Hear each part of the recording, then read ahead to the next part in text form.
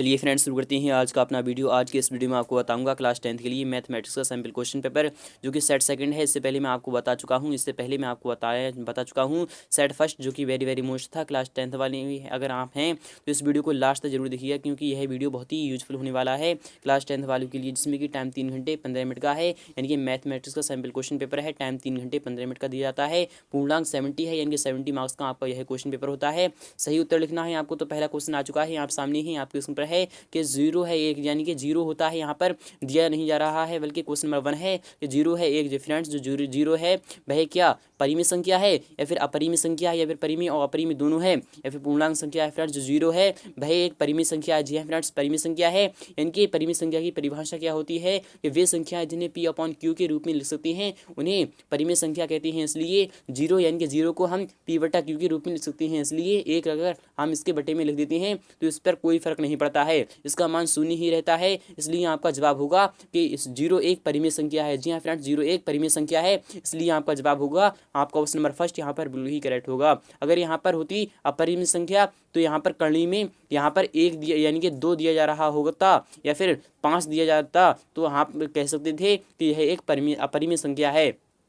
चलती है नेक्स्ट पर, यानी कि नेक्स्ट क्वेश्चन देते हैं। क्वेश्चन नंबर 2 आ चुका है आप सामने ही, आपके स्क्रीन पर है। क्वेश्चन नंबर 2 है कि निम्नलिखित में से कौन सी अभाज्य संख्या है। फ्रेंड्स निम्नलिखित में से कौन सी अभाज्य संख्या है, यानी कि वे संख्याएं जो खुद से कटें या फिर एक से कटें उन्हें अभाज्य संख्याएं कहते हैं। और भाज्य संख्याएं यानी कि जैसे कि 10 है, यानी कि 10 यानी कि 10 है तो 10 एक भाज्य संख्या है। यानी कि यह एक 2 से भी कट सकती है, 5 से भी कट सकती है, 10 से भी कट सकती है और 1 से भी कट सकती है। यह एक भाज्य संख्या होगी। और 7 क्या है तो 7 एक अभाज्य संख्या है, क्योंकि 7 ना ही यह 2 से कट सकती है, ना ही 3 से, 7 केवल 7 से कट सकती है और 1 से कट सकती है, इसलिए यह एक अभाज्य संख्या होगी। और 15 क्या है, 15 एक भाज्य संख्या है। यानी कि 15 को 5 से भी डिवाइड कर सकते हैं, 3 से भी कर सकते हैं, 1 से भी कर सकते हैं और 5 से भी कर सकते हैं, इसलिए 15 एक भाज्य संख्या होगी। और 9 भी एक भाज्य संख्या होगी, क्योंकि इसे 1 से और 3 से और 9 से भी इसे डिवाइड कर सकते हैं। इसलिए आपका ऑप्शन नंबर बी यहाँ पर बिल्कुल ही करेक्ट होगा, क्योंकि निम्नलिखित में से अभाज्य संख्या है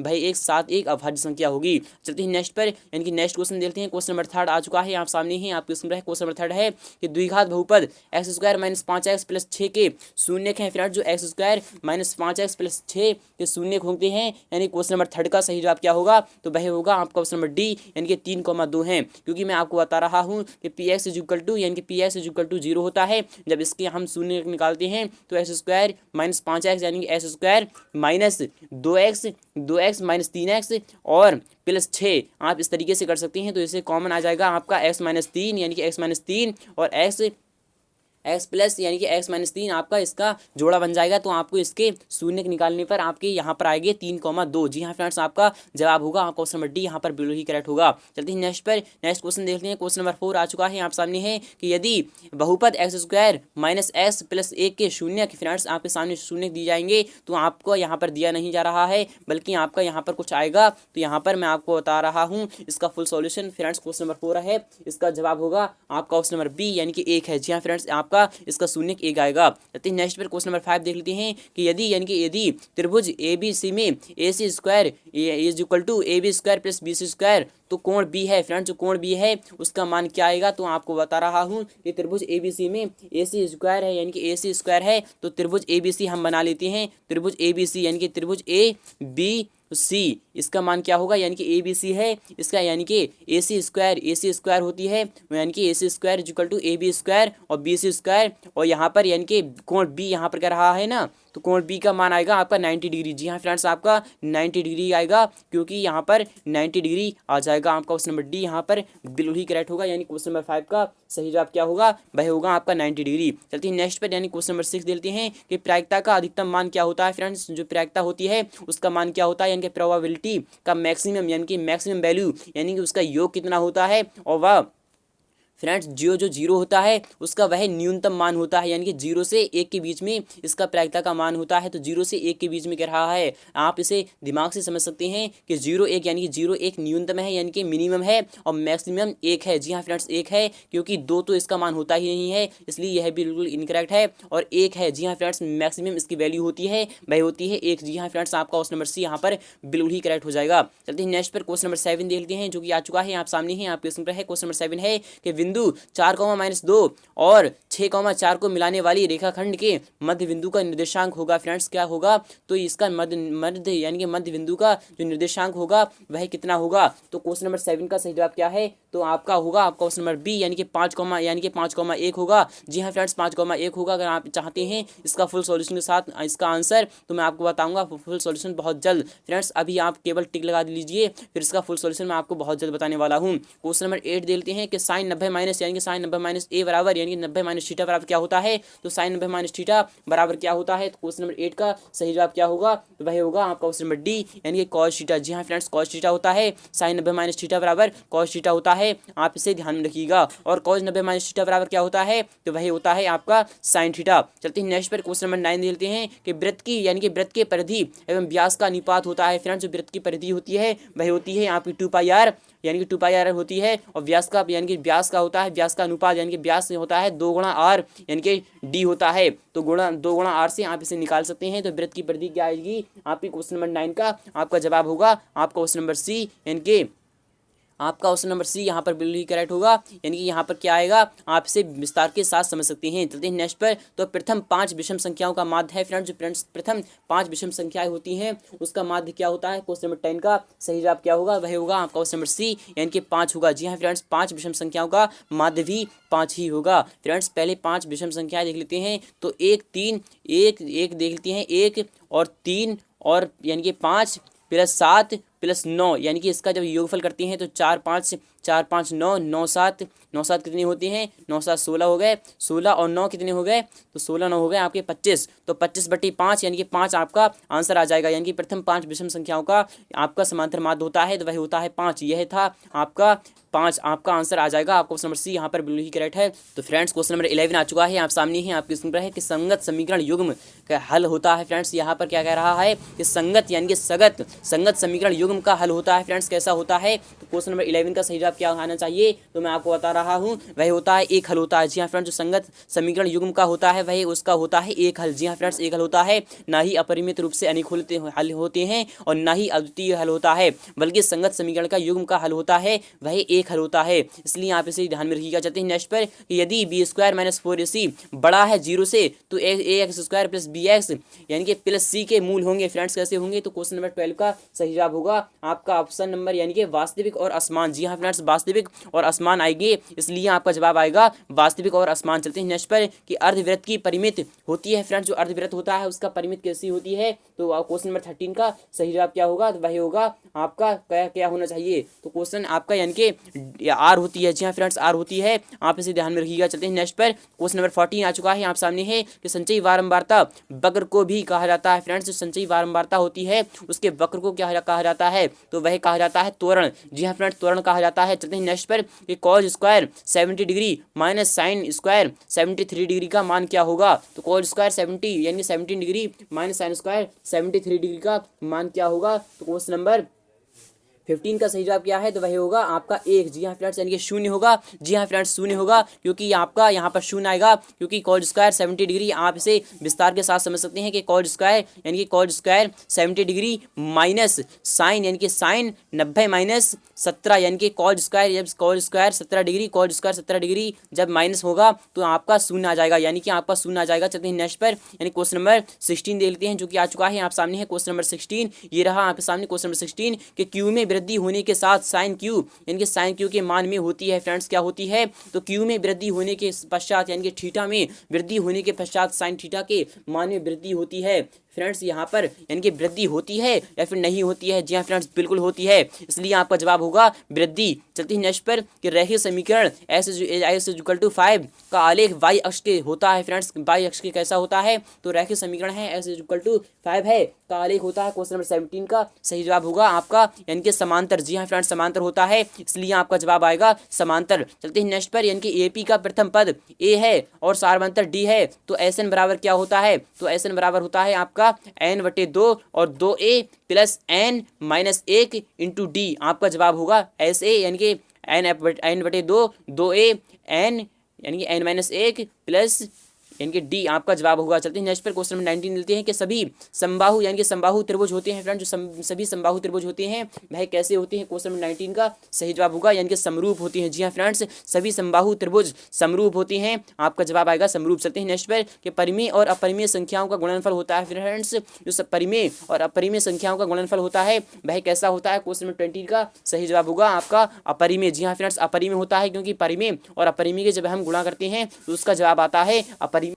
तो फ्रेंड्स आ चुका है, आप सामने है, आपके स्क्रीन पर है। क्वेश्चन नंबर 21 है कि किसी द्विघात बहुपद के शून्य यानी कि -2 है एवं -5 यानी कि -5 है तो बहुपद ज्ञात करने, यानी कि आपको इसका बहुपद ज्ञात करना है, रैखिक बहुपद ज्ञात करना है। यह क्वेश्चन 2 अंक का है, आप जानते हैं, तो इस क्वेश्चन का सही जवाब देने पर आपको 2 अंक मिल जाएंगे। चलते हैं नेक्स्ट पर, यदि द्विघात समीकरण के मूल्यों का योगफल और गुणनफल क्रमशः है तो 1/4 इसका मूल्यों का योगफल है और 1/4 यानी कि इसका गुणनफल भी यही है। तो द्विघात समीकरण निकालें, आपको इसका भी समीकरण निकालना है। यह क्वेश्चन भी 2 अंक का है। अगर आप चाहते हैं इसका फुल सॉल्यूशन तो मैं आपको बताऊंगा इसका फुल सॉल्यूशन बहुत जल्द। अगर आप इसका फुल सॉल्यूशन चाहते हैं तो हमें कमेंट बॉक्स में जरूर बताइएगा। चलते हैं नेक्स्ट पर क्वेश्चन नंबर 23 देखते हैं कि पी के किस मान के लिए, यानी कि पी के किस मान के लिए पी एक्स इक्वल टू यानी कि px plus 2y equal to 5 और 3x plus y equal to 1 का एक हल यानी कि अद्वितीय हल है, आपको इसका मान निकालना है। चलते हैं नेक्स्ट पर क्वेश्चन नंबर 24 देखते हैं कि द्विघात समीकरण 2x² - 6x plus 3 equal to 0 के मूलों की प्रकृति निकालें, आपको इसकी प्रकृति निकालना है। तो इसके मूल क्या होंगे, यानी कि समान, यानी कि किस तरीके के होंगे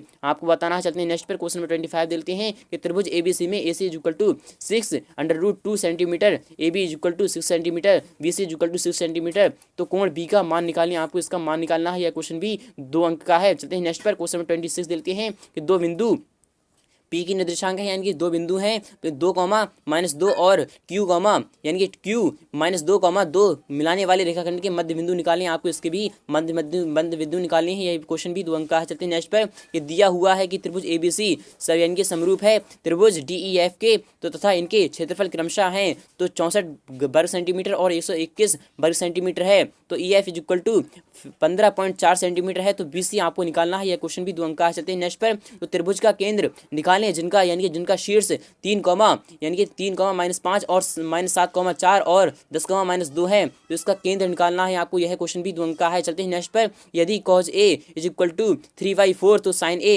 यानी कि sin A एवं cot A का मान निकालने, आपको इसका भी मान निकालना है। चलते हैं नेक्स्ट पर, यह क्वेश्चन भी 2 अंक का है। उम्मीद करूंगा आपको यह वीडियो बहुत ही अच्छी लग रही होगी। अगर वीडियो अच्छी लग रही है तो वीडियो को लाइक करना, शेयर करना बिल्कुल भी ना भूलिए। अगर आप चाहते हैं इसका फुल सॉल्यूशन तो हमें कमेंट बॉक्स में जरूर बताइएगा, इसका फुल सॉल्यूशन भी मैं आपको बहुत जल्द बताने वाला हूँ। चलते हैं नेक्स्ट पर, कि 2 cot square 45 degree plus cot square 30 degree plus sine square 60 degree का मान निकालें, आपको इसका भी मान निकालना है। यह क्वेश्चन भी 2 अंक का है। चलते हैं नेक्स्ट पर, नेक्स्ट क्वेश्चन देखते हैं। क्वेश्चन नंबर 31 है कि AP यानी कि AP दी जा रही है कि 3, 8, 13, 18 का कौन सा पद 78 होगा, यानी कि कौन सा पद 78 होगा, तो आपको पता होगा कि कौन सा पद 78 है। तो मैं आपको बता रहा हूँ कि यहाँ पर है A यानी कि माना nवां पद 78 होगा, तो nवें पद से आप इसे निकाल सकते हैं, यानी कि AN से भी निकाल सकते हैं और SN से भी आप इसे निकाल सकते हैं। चलते हैं नेक्स्ट पर, यानी कि सिद्ध करें कि 15 - √3 एक अपरिमेय संख्या है, यानी कि अपरिमेय संख्या है, इसका भी आपको सिद्ध करना है। यह क्वेश्चन भी 3 अंक का है। अब चलते हैं नेक्स्ट पर, क्वेश्चन नंबर 33 देख लेते हैं कि गुणनखंड विधि से 8, 9, 25 का मासा निकालें, यानी कि आपको इसका मासा निकालना है। तो इसका मासा क्या आएगा, तो 8 के हम अभाज्य गुणनखंड करते हैं तो 2 इंटू यानी कि 2 इंटू 2 इंटू 2 आपकी 2 की पावर 3 आ जाएगी, और 3 यानी कि यहाँ पर क्या आएगी, आपको इसका मासा निकालना है। यह क्वेश्चन भी 2 अंक का है। चलते हैं यानी कि 3 अंक का है। चलते हैं नेक्स्ट पर, क्वेश्चन नंबर 34 देखते हैं कि 2 संख्याओं का लासा और माशा क्रमशः 20 और 5 है तथा दूसरी संख्या 5 है, तो पहली संख्या आपको निकालना है। तो आपको बता रहा हूँ कि 2 संख्याओं का गुणनफल और HCF equal to HCF into LCM, आप इस तरीके से इस फार्मूले से इसका मान निकाल सकते हैं। चलते हैं नेक्स्ट पर, कि P का मान निकालें यदि दिए हुए समीकरण के मूल समान है तो 3x² - 5x प्लस P का इक्वल टू 0 है, आपको इसका मान निकालना है। चलते हैं नेक्स्ट पर, क्वेश्चन नंबर 36 देखते हैं कि आकृति में 0A यानी कि OA OB is equal to OC OD, तो सिद्ध करें कि कोण A इज इक्वल टू कोण C है और कोण B इज इक्वल टू कोण D है, आपको इसका सिद्ध करना है। क्योंकि आप सामने है पैराग्राफ है, आप इस तरीके से इसको फुल सॉल्यूशन कर सकते हैं। क्वेश्चन नंबर 37 देखते हैं,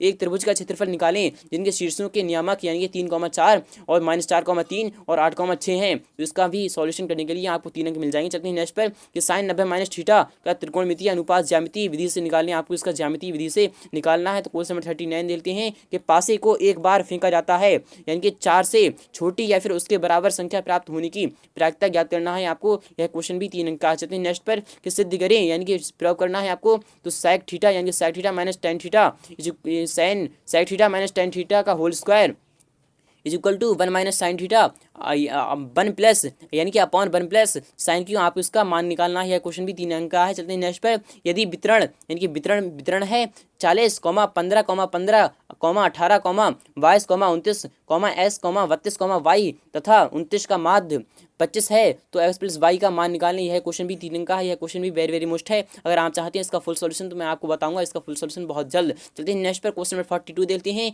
कि माध्य निकालने, यानी कि आपको इसका माध्य निकालना है। तो वर्गंतराल है आपके सामने है, बारंबारता है, आप यानी कि वर्गंतराल और बारंबारता से इसका माध्य निकाल सकते हैं। चलते हैं नेक्स्ट पर, यानी कि ग्राफीय विधि से आपको हल करना है। तो ग्राफीय विधि आपको इसका यानी कि ग्राफ कुछ इस प्रकार से बनेगा आपका। तो उस विधि से आपको इसका मान ज्ञात करना है। क्वेश्चन नंबर 44 आ चुका है आप सामने है। एक खिलौना का यानी एक खिलौने की त्रिज्या है, यानी कि है एक खिलौने की त्रिज्या क्या है तो 3.5 सेंटीमीटर है, वाले शंकु के आकार का है, जो उसी त्रिज्या वाले एक अर्धगोले पर अध्यारोपित है। खिलौने का संपूर्ण ऊंचाई 15.5 सेंटीमीटर है। तो खिलौने का संपूर्ण पृष्ठीय क्षेत्रफल आपको ज्ञात करना है। यह क्वेश्चन भी 5 अंक का है। चलते हैं नेक्स्ट पर। क्वेश्चन नंबर 45 देखते हैं कि एक समतल जमीन पर खड़ी मीनार की छाया 40 मीटर अधिक लंबी हो जाती है जब सूर्य का उन्नयन कोण 60 डिग्री से 30 डिग्री हो जाती है। तो मीनार की ऊंचाई ज्ञात करना है। यह क्वेश्चन भी 5 अंक का है। यह क्वेश्चन आपका ऊंचाई दूरी से लिया गया है। चलते हैं नेक्स्ट पर। यदि दो त्रिभुजों के एक कोण दूसरे त्रिभुज के एक कोण के बराबर हों और समानुपाती हों तो त्रिभुज के समरूप होते हैं, यानी कि समरूप होंगे या फिर सिद्ध करें। आपको यह भी 5 अंक का क्वेश्चन है। चलते हैं नेक्स्ट पर। यह क्वेश्चन लास्ट क्वेश्चन दिया रहा है इस मॉडल क्वेश्चन पेपर में। एक समकोण त्रिभुज ABC बनाए जिसमें BC is equal to 4 centimetre और AB is equal to 3 centimetre. इस त्रिभुज के समरूप त्रिभुज बनाए जिसकी भुजाएं दिए गए त्रिभुज की भुजाओं की 5/3 गुनी हो। यह क्वेश्चन 5 अंक का है। उम्मीद करूंगा आपको यह वीडियो बहुत ही अच्छी लग रही होगी। अगर वीडियो अच्छी लगी है तो वीडियो को लाइक करना, शेयर करना।